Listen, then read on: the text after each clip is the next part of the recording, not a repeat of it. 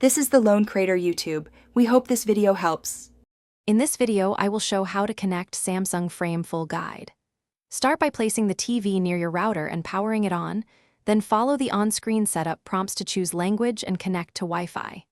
Next, sign into your Samsung account or create one and accept terms.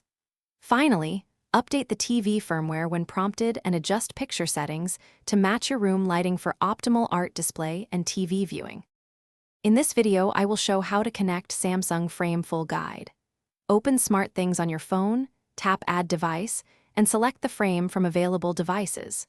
Follow prompts to pair and grant permissions so the TV appears in your app list. After pairing, use the TV store to download apps you want, sign in to each service, and organize apps on your home screen for easy access during viewing and art mode. In this video, I will show how to connect Samsung Frame Full Guide. Quick recommendation: the Echo Dot smart speaker pairs perfectly with your frame for voice control and ambient sound, making art mode feel alive. It sits discreetly on a shelf and responds instantly to commands, so you can change volume or play music while keeping your TV looking like a framed picture. Check the description for the link and other deals. Now let's get back to the video. In this video, I will show how to connect Samsung Frame Full Guide.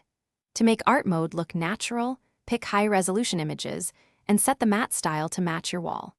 Calibrate brightness and color temperature to room light and enable motion sensors to dim the display when no one is present. Use scheduling to show art during daytime and automatically switch to TV when you press the remote for hassle-free living room elegance. Thanks for watching. Consider subscribing if we helped you.